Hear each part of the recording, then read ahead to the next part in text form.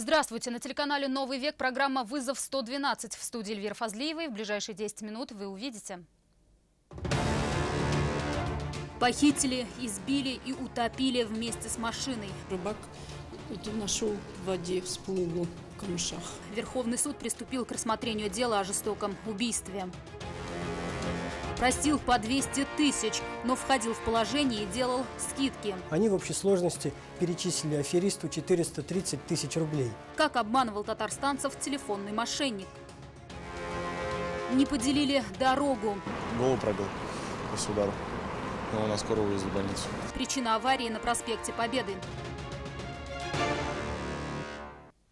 Они обвиняются в угоне автомобиля, незаконном лишении свободы человека и убийстве.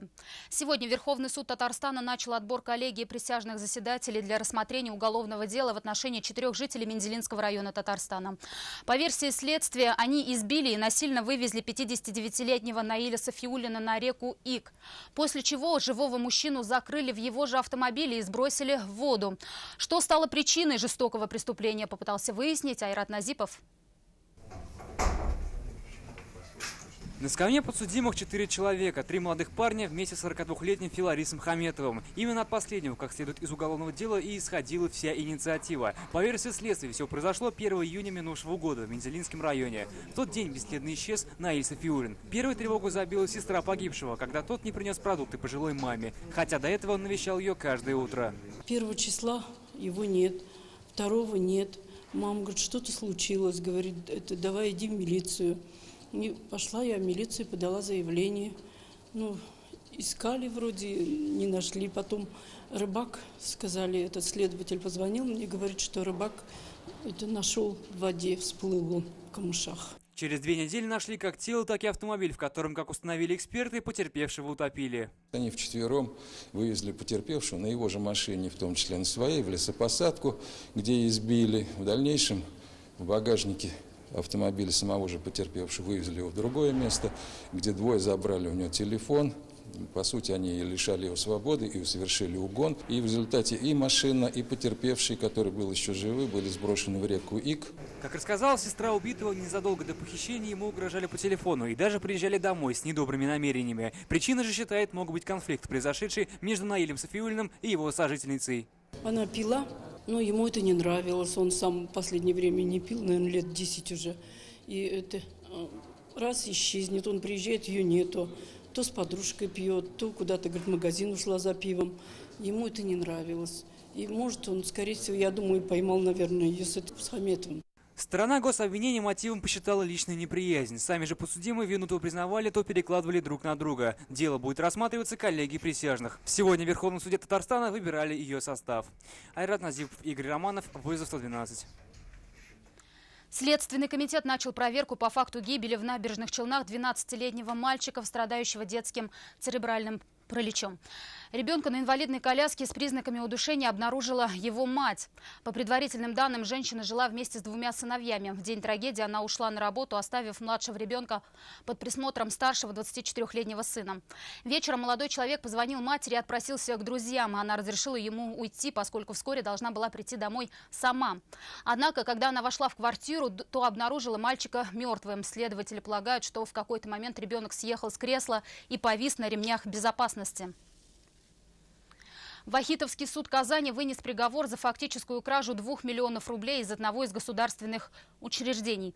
На скамье подсудимых оказались 2 его сотрудника за превышение должностных полномочий и частный предприниматель, помогавший вывести деньги. Сотрудники учреждения заключили договор на тиражирование печатной продукции. Подписали его у руководства, не знающего о корыстных планах. Впоследствии он подписал товарные накладные о приеме на склад учреждения несуществующей печатной продукции в количестве 7510 экземпляров, которая на основании актов была оприходована и поставлена на учет. Деньги впоследствии были обналичены. Суд их вину признал и приговорил сотрудников учреждения к лишению свободы от года и 8 месяцев до 2,5 лет. Индивидуального предпринимателя, бывшего с ними в сговоре, к 1 году и 2 месяцам условно. Пытался обмануть свыше 20 человек. Полицейские Татарстана задержали подозреваемого в серии мошенничеств. В течение 1,5 лет он названивал жителям Бугульмы и Лениногорска, предлагая спасти их родственников от неприятностей, якобы за совершенное ДТП. За такую услугу он требовал крупную сумму денег. Впрочем, верили ему не все. Рамиль Шайдуллин расскажет подробности. Роль телефонного афериста задержанный примерил на себя в декабре 2015 года, а то и раньше, уверены следователи. Дистанционным обманом он занимался вплоть до своего задержания марта 2017 года. За это время на него поступило 23 заявления от жителей Бугульмы и Лениногорска. Как выяснилось позже, схема обмана была довольно стандартной. Звонил по телефону и требовал от своих жертв крупные суммы денег, якобы за избавление от проблем родственников, совершивших ДТП. 18 человек на уловки мошенника не поддались, но о попытках обмана сообщили. Еще 5 татарстанцев обратились с аналогичными заявлениями в период с июля 2016 по февраль 2017 года.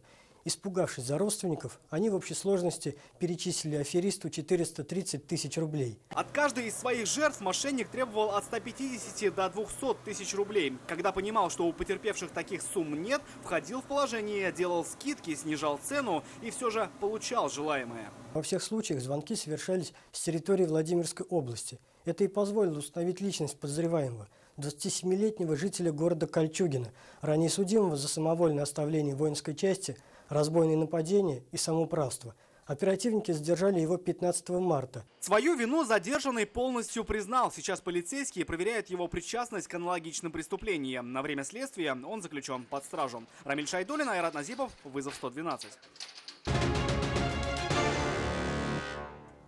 «Опель» выбросила на трамвайные пути. Водитель «Лады» пробил головой лобовое стекло. Минувшей ночью на проспекте Победы не смогли разъехаться 2 попутных автомобиля. Они ехали в сторону Солнечного города. И, как рассказали друзья водителя «Лады», он решил перестроиться и зацепил иномарку. В результате «Опель» выбросила с дороги, а водитель «Лады» пострадал. Прибывшие на место врачи скорой помощи госпитализировали мужчину в РКБ. С головой у него проблемы, там голову пробил после удара. Его на скорую увезли в больницу. Пьяный водитель врезался в столб сегодня днем на улице Дубравной. Мужчина, что управлял автомобилем «Датсун», не справился с управлением и на полном ходу врезался в опору освещения. Столб такого натиска не выдержал и упал. В отличие от своего автомобиля, серьезных травм хозяин иномарки не получил. Прибывшая бригада скорой помощи осмотрела водителя на месте, однако от госпитализации тот отказался. Как оказалось позже, владелец автомобиля был пьян. Очевидцы рассказали, что мужчина даже не мог стоять на ногах. Его увезли на медицинское освидетельствование. Автоинспекторы устроили водителям тоннель. Во время тотальной проверки внимание уделяли состоянию водителей. Не пьяные ли они, оплачены ли штрафы и вообще есть ли у людей за рулем документы. Динара Камалова убедилась, что все перечисленные нарушения у казанских водителей совсем не редкость. Нету, конечно, нету. Ничего не показала. То, что села за руль после употребления алкоголя, девушка-водитель «Фольксвагена» отрицала, но алкотестер показал обратное. Уровень содержания спирта в крови был больше максимально допустимого по закону значения, чему автоледи сильно расстроилась. Как будто алкаша из меня делается. Машину на штрафстоянку забрал эвакуатор, а водителя «Фольксвагена» ждет суд. Возможный штраф в 30 тысяч рублей и лишение прав. Массовую проверку водителей автоинспекторы устроили недалеко от поселка Мирный. Проверяли состояние самих водителей, интересовались, все ли штрафы оплачены и есть ли документы. Последние были не у всех. Например, девушка, что ехала вот на этом «Фиате», должна была поменять свое водительское удостоверение. Срок действия его истек. Не заметила, вообще не обратила внимания. Правда, у большинства водителей машины были исправны, с документами все в порядке, а дыхание свежее. Детской безопасностью не пренебрегают. Это безопасность нашего движения. Будет меньше нарушителей. Если они нарушили, не имеют права, нет такого закона. Выявлены нарушители, в отношении данных водителей составлены административные материалы. Автомобили помещены на штрафную специализированную стоянку. Подобные рейды автоинспекторы обещают проводить регулярно в самых неожиданных для водителей местах. Динара Камалова, Константин Бушуев, вызов 112. Почти 45 граммов гашиша и белый порошок весом 33 грамма, как впоследствии установила экспертиза, психотропное вещество изъяли полицейские набережных Челнов. Ночью 21 марта на одном из контрольных постов ГИБДД они остановили автомобиль, которым управлял 24-летний житель Казани. В салоне машины находился 26-летний пассажир, который вызвал у автоинспекторов подозрения.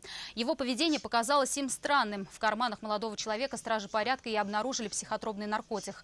Гашиш обнаружили при последующем досмотре автомобиля. Это все, о чем мы успели вам рассказать. В студии была Эльвира Фазлиева. До встречи. И не бросайте вызов судьбе. Вдруг она его примет.